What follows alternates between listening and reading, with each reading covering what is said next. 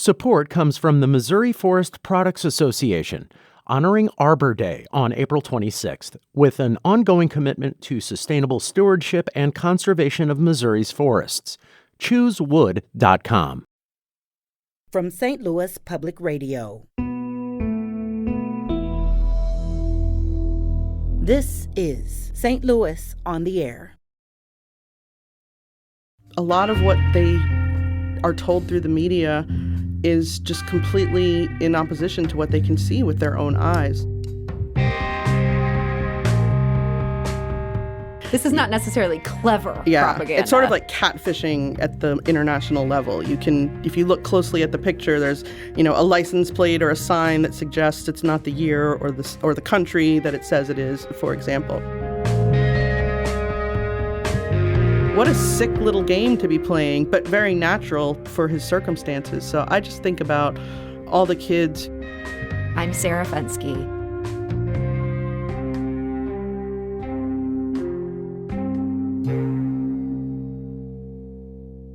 Nearly 2 weeks after its initial invasion, Russia continues to shell Ukrainian cities. Millions of people have been displaced. The future of Ukraine as an independent democracy is not clear. But one thing is, when it comes to the war for hearts and minds, Ukraine is doing a spectacular job of getting its message out to the world and combating Russia's attempts at spin and disinformation. Lara Zwarun isn't surprised by that. The Associate Professor of Communication and Media at the University of Missouri St. Louis was in Ukraine in 2015. She studied how Ukrainians use social media to get their message out. And she joins us today to tell us more. Lara Zwarun, welcome. Thank you. Thanks for giving me this platform to share what I know. Lara, so you are a professor here in St. Louis. That's why you're able to be here with us today. How did you get the chance to go to Ukraine and do this research? UMSL was very nice to support me with a grant, and I really started paying attention in 2014. The invasion happening now in Ukraine is not new. It's a continuation of something that started 8 years ago. And before that invasion, if I could give you about 30 seconds of history, sure. The Ukrainians had voted in their version of parliament that they wanted to be more closely allied with NATO and Western states, and they voted overwhelmingly that they wanted to do that. When the time came to sign on the dotted line, their president at the time, who was a big crony of Putin, did the exact opposite and signed that they wanted to be more allied with Russia. And the people took to the streets. They protested. And it wasn't anything violent to start. They just literally occupied the Maidan, which is the main square in the capital city of Kyiv. And it ultimately did turn somewhat violent, but after some deaths, they were able to persevere. Yanukovych fled to Moscow in an airplane, and they, quote-unquote, won. They toppled his government. And not long after that, the Russians invaded Crimea, and shortly after that, the eastern region of Donbass. So they've been kind of picking off parts of Ukraine piece by piece. Right, and waiting to see what, if any, reaction they're going to get and who's going to stand up to them, which really hasn't been too many people. Mm-hmm. So I, like some people, kind of watched that war or that Maidan protest on TV or on the computer. You could see live streams. You could watch what was going on. And it was horrifying and fascinating. And it also suddenly dawned on me, this is an example of what I study. This is a lot about messaging, because that was really when you first started to hear the phrase hybrid war, meaning what's happening is happening on the streets, but it's also happening via social media and communication among regular people, which as a professor of communication, that's my research interest, media effects, persuasion, messaging. So I applied for and got a grant through University of Missouri St. Louis. I was originally supposed to go in the summer of 2014, but it was too dangerous. And so I went in the summer of 2015. And I just wanted to talk to people and interview people and survey people and find out what they were doing. One of the things that really inspired me to start this project was an organization called Stop Fake. They are still in existence, stopfake.org. They're now more professional, but they debunk largely Russian disinformation on a website, And they literally started as a group of college students in a journalism department in a university in Kyiv. So as somebody who teaches communication students at a university, I was just completely blown away that they had started this grassroots effort and had gotten to the point that they had. So I went and I interviewed the founder of that organization, one of the founders. So you were able to talk to them about how are you doing this? Yeah, not so much the students, but I did talk to the founder. And they're just doing it with hard work. They Google image search, and a lot of times it's not even really that hard to disprove. This is not necessarily clever propaganda. It's sort of like catfishing at the international level. You can, if you look closely at the picture, there's a license plate or a sign that suggests it's not the year or the country that it says it is, for example. So that was one of the organizations that I interviewed. I also spoke to journalists and a number of other people. And I gave a survey and got some data from that too. And so when you were doing the survey, that was more targeted at average citizens? Right. I wasn't able to really get a true random sample, but it was a snowball sample, meaning I had a website where they could go to take the survey. I also had paper copies. I had it in English. I also had it in Ukrainian. And anytime I could get somebody to listen, I said, who else can you get to take this survey? Bring it to your workplace, bring it to your roommates, and sort of trickled across people that way. So these topics have been so hot in the U.S. now for quite some time. We're trying to figure out how to deal with fake news. And frankly, with all the resources this country has and our borders not being currently challenged, we can't even figure out how to do it. What were your takeaways? What are the Ukrainians, what have they figured out how to handle this here? Well, one thing I think is different between them and Americans is that they start with a healthy skepticism. One of the most moving things I did on that trip was to visit some soldiers who were in a hospital having come back from the front line of the conflict in the East. And they told me 100% of Russian media is lies and 80% of Ukrainian media is lies. So they are very skeptical. They're very skeptical, and my results from the survey bore that out, that they, especially if it's stuff originating nationally, not internationally, they kind of know that a lot of it is not true. And I spoke to a journalist for a station, a network that was trying very hard not to promote fake news. And she said that Russians would literally try to pay them off and say, hey, will you run this story? And if they said no, they said, will you run the story for this much? And so there's a very healthy skepticism. So I think coming at it from that perspective makes them a little bit more aware, more likely to take things with a grain of salt.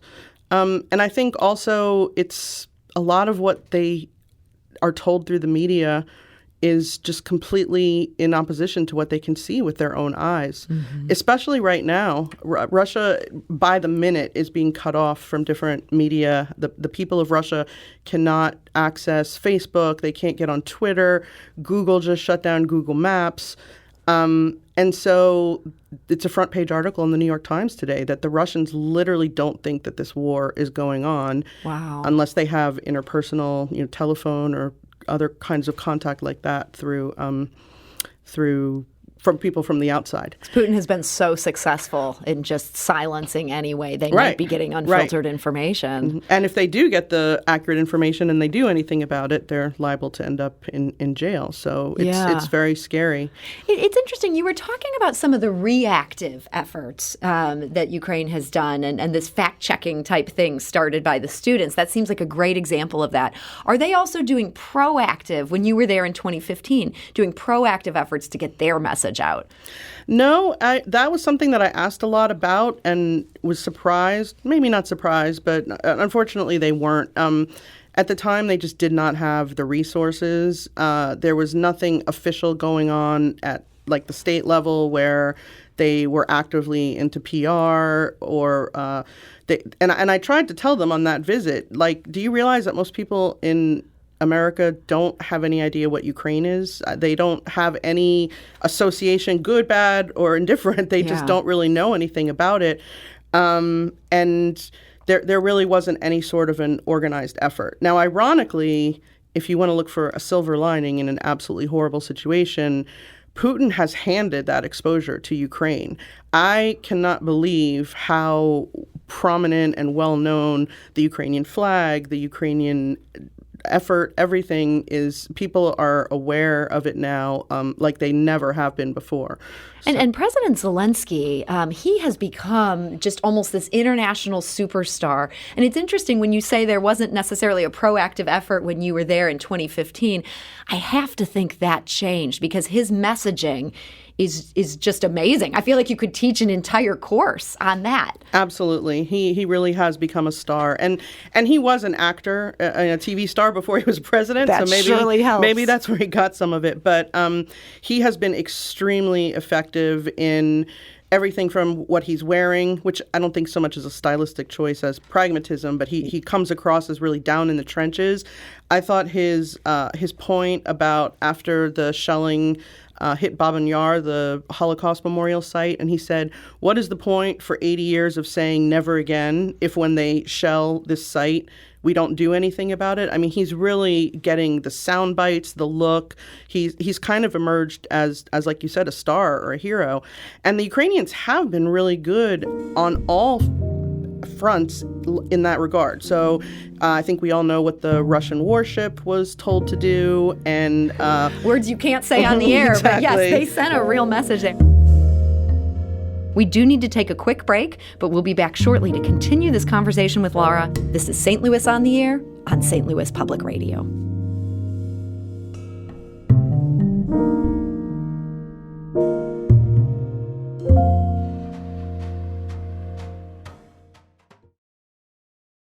Support comes from the Missouri Forest Products Association, honoring Arbor Day on April 26th, with an ongoing commitment to sustainable stewardship and conservation of Missouri's forests.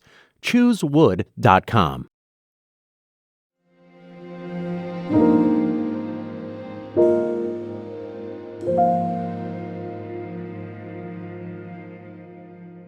Welcome back. We are talking today about how Ukrainians have learned how to combat Russian misinformation.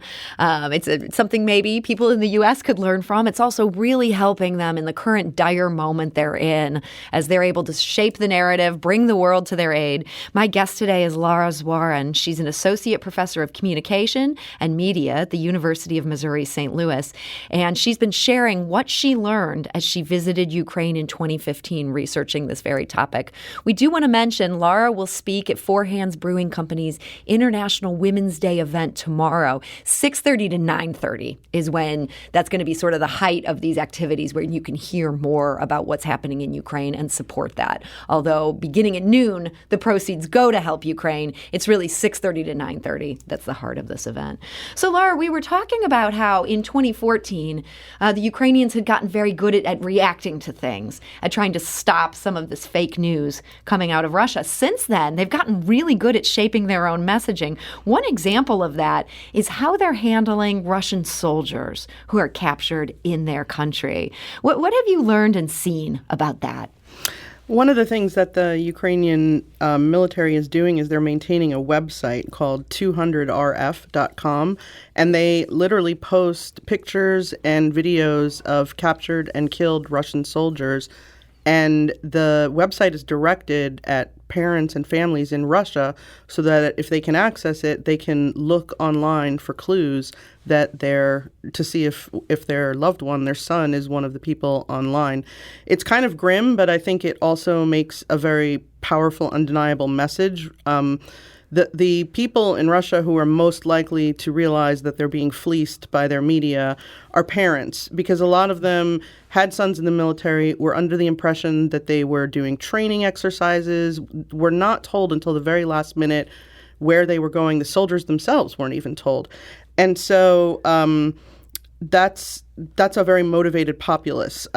When before the invasion, when there was all the buildup of troops on the border, one of the things that the satellite photos showed was that there were a number of what they call mobile mortuaries, suggesting that the Russians planned to destroy or take care of the dead bodies on site rather than shipping them back home in body bags. And that is a tactical decision to help perpetuate the idea that not very many Russians are dying, and it's not even really a war. So you have to imagine that there are parents just sick with worry, not knowing where their children are, what happened to them, and desperate for truth. And so that is a website that I think may actually make some inroads on changing the narrative in Russia. That seems really smart. And they're not just focused on changing the narrative in Russia. They're also looking at Western countries that might be able to supply aid. How are they doing that? There's been a lot of interesting efforts. One thing that's kind of gone viral recently is the movement to book an Airbnb in Ukraine. Obviously, you're not going to be staying there in the middle of a war, but by paying for the room, you can get money in the hands of Ukrainian people. Even Ukrainians who are not in the heavy war zone part of the country, it's a big country. They are being affected by the inability to go to work, the lack of supplies, the refugees streaming through. So that's a really nice way to get money in the hands of people who no longer have a livelihood. A lot of the Airbnb hosts have been replying with personal messages of gratitude, and I think that really drives that effort because people like that personal reward of sort of knowing that they reached a real person.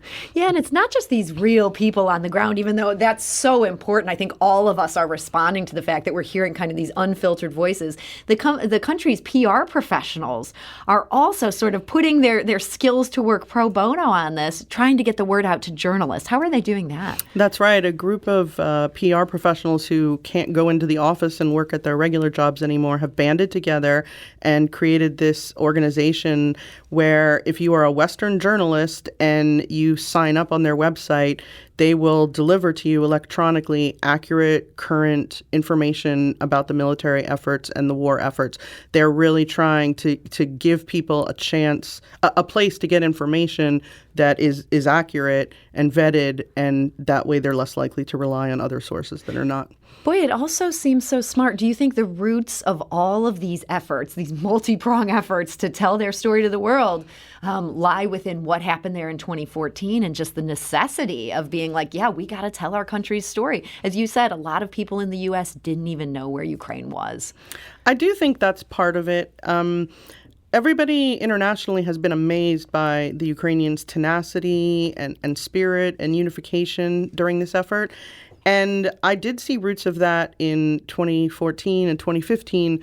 But I think there's another piece of it, which is that the Maidan movement that started before the invasion was really about social justice and civic society. And a lot of the people that I spoke to in 2015 who had participated in that movement were very galvanized by it as time moved on. They continued to volunteer. They continued to support their troops.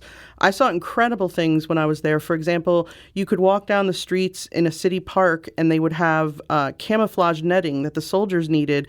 And if you wanted to just stop for a few moments, you could weave a few rows of the camouflage netting just as you went about your day. Wow. And there were people making crafts and selling them to make money so that they could buy vegetables, dehydrate them, and send them to the troops because it was cold and they weren't getting enough food. So that mobilization and organization definitely came out of that movement and seeing that they could, stand up to a much larger enemy and fight for what was really right. So, and I think that there's a powerful lesson there for the U.S. because we are so fractured now politically. And the Ukrainians are showing that you can put that on hold and kind of unite against a common enemy. I mean, even like if you look at the COVID situation, we did not unite around that. It just became more of the same polarization. But it doesn't have to be that way, as Ukraine is now demonstrating. Exactly. This research is so interesting, Lara, and you have such a perspective on this. Something that we should mention and haven't mentioned yet is this isn't just academic for you. Your father grew up in Ukraine. He was born there. He didn't grow up there. He was born there in 1943. It was World War II. And in his part of the country, it was very bad times, caught between the Nazis and the Russians. And his family fled from Russian troops as they invaded their village.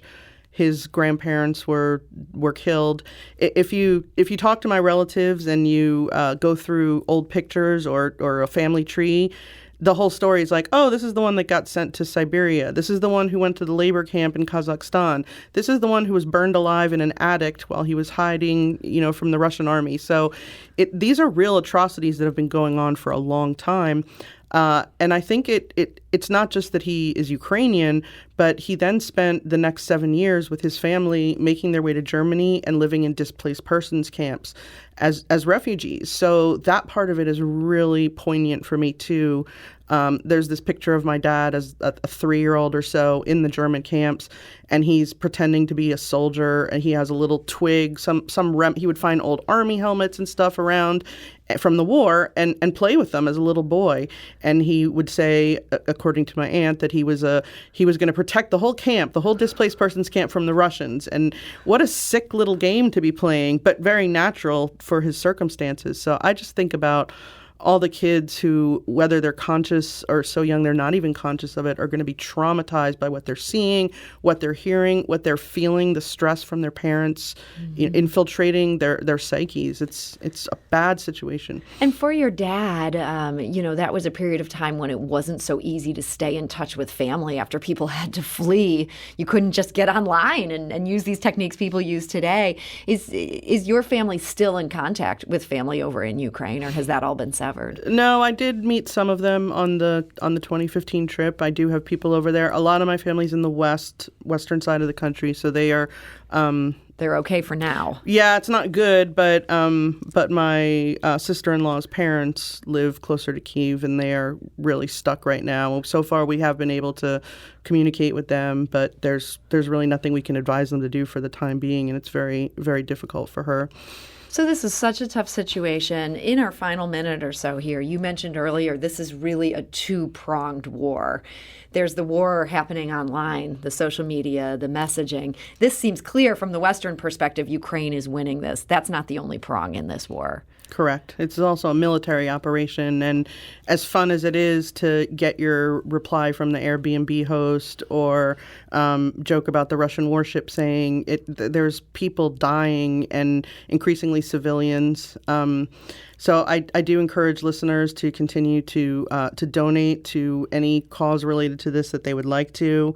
There's a huge effort right now to boycott companies from doing business in Ukraine. Many have closed stores and divested. Coca-Cola, Pepsi, and McDonald's have not, that we can hit them in the pockets. We should not be buying Russian oil. That's another way that would quickly bring them to our attention. And the final thing is that the Ukraine needs planes. They need to be able to fight back. If NATO isn't going to protect the airspace for them and engage in it, then they need to make it so that they have weapons. That part's my opinion, but it's an informed one. I hope I've proven. You have proven that today. Lara Zwarun, thank you so much for joining us today. It was my pleasure. Lara is an associate professor of communication and media at the University of Missouri St. Louis. One way to support Ukraine, that is that event at Four Hands Brewing Company. We have events on our website, stlonair.show.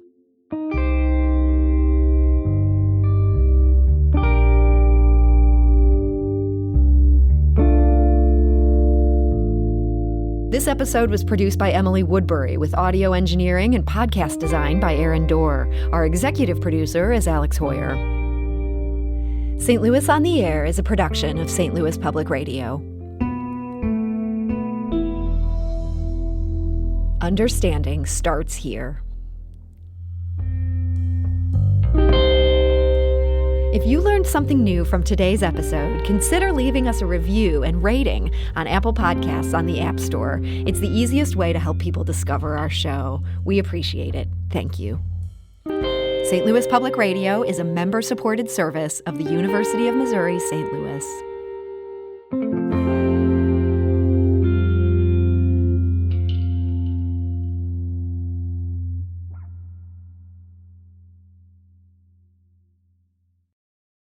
Support comes from the Missouri Forest Products Association, honoring Arbor Day on April 26th, with an ongoing commitment to sustainable stewardship and conservation of Missouri's forests. ChooseWood.com.